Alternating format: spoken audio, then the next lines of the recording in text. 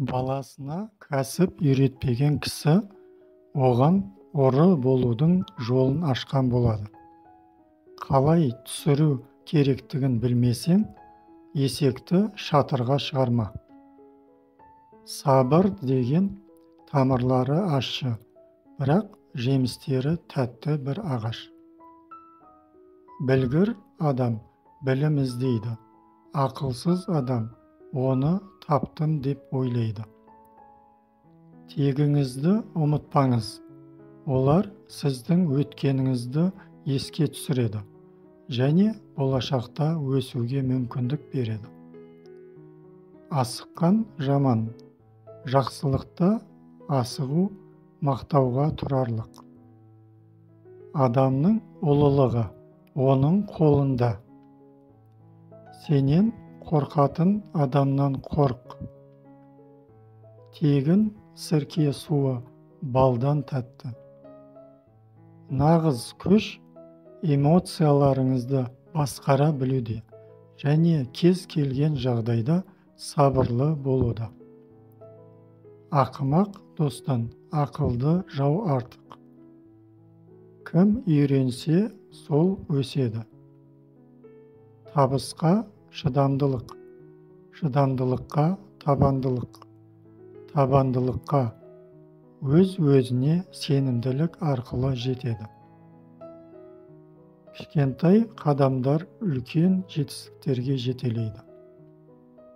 Мың адаммен ақылдасып, бір адамға сырыңды аш.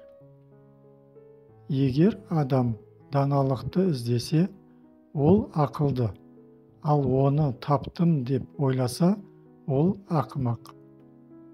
Адамды сыртқы түріне қарап бағаламаңыз, өйткені асыл зат қабықтың астында жасырылған болуы мүмкін.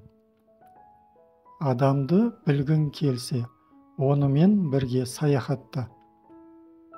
Қиындықтан қорыққанша, оны бастан кешірген жақсы. 100 рет естігеннен 1 рет көрген артық. Бір кездері күшім бар еді, бірақ даналық жоқ. Ал қазір менде даналық бар, бірақ күш жоқ. Ғалым біліп тұрса да сұрайды, ал надан білмейді, сұрамайды. Көп жүгіруден тек аяқ киім жыртылады. Еңбекқорлық пен табандылық кез келген қиындықты жеңеді. Бостандық өзімізден басталады. Сөйлегенде сөздеріңіздің растығына көз жеткізіңіз. Тыңдаған кезде олардың шынайылығын тексеріңіз. Бақыт дегеніміз өмірдің кішкентай қуаныштарынан ләззат алу. Қараңғы түскенде жұлдыздарды көруге болады. Байлық өмір үшін керек, бірақ байлық үшін өмір емес. Қызғаныш ешқашан тыныштық бермейді. Ақша әкеледі. Ақшаның жоқтығы уайымды әкеледі.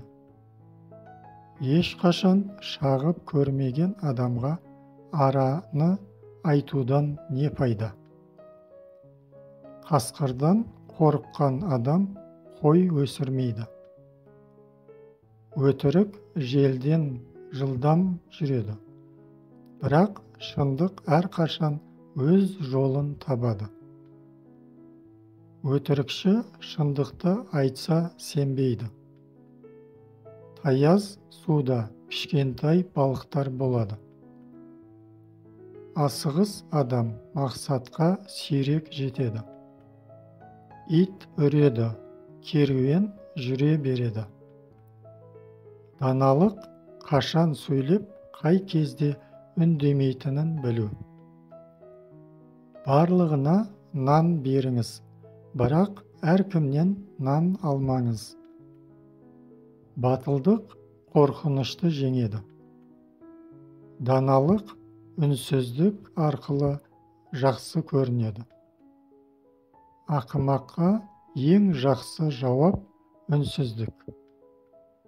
Шағым айту әйелдің ісі.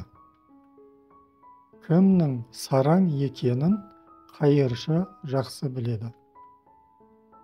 Неғұрлым көп қазсаң, сонша иіс шығады. Әкенің еркелеткенінен ұстаздың қаталдығы артық. Мейірімділік пен жанашырлық бұл біздің әлемді жақсартатын қасиеттер. Оларды басқа адамдармен қарым-қатынасыңызда көрсетіңіз. Сынған қол түзеледі, жаралы жүрек түзелмейді. Барлығы мінсіз болады деп күтпеңіз, бірақ барлық істеріңізде кемелдікке ұмтылыңыз. Ақымақ мақтауды жақсы көреді. Бөтен елде болған мейірімді болады. Кішкентай қадамдар үлкен нәтижеге әкеледі. Сары шаян зұлымдықтан емес, табиғатынан шығады. Болашақты болжаудың ең жақсы жолы оны өзіңіз жасау. Жүрек дастархан емес, оны әркімнің көзінше аша алмайсың. Күлімсіреу көптеген есіктерді ашатын кілт.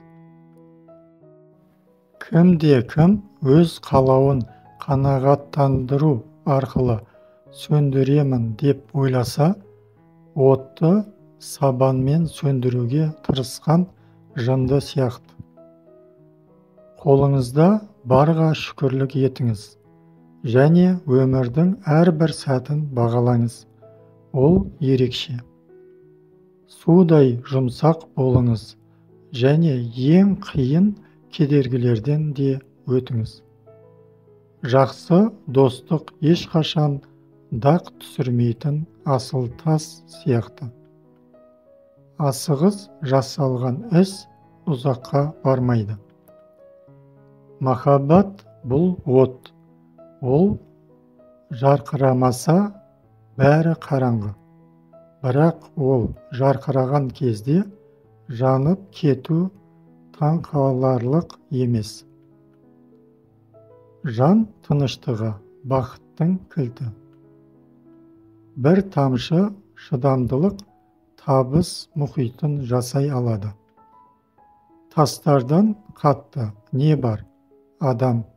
Раушан гүлден нәзік не бар? Адам. Азға қанағат ету байлық. Тіл еттен жасалған. Қайда бұрсаң, сол жаққа бұрылады. Адам өз сөзінің артында жасырынады. Жылқыдан, қылыштан, әйелден адалдық күтпе. 100 дос аз, бір дұшпан көп. Тойып жемісті жеп, бұтақтарды сындырмаңыз.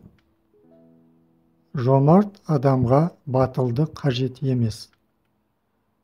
Жел не әкелсе, соны жел алып кетеді. Жайылмаған дастарханның бір кемшілігі, жайылғанның 1000 кемшілігі бар. Таста ештеңе өспейтініне жаңбыр кінәлі емес. Арманның өрісі кең. Тәжірибесіз ұры шөп салынған қораға көтеріледі.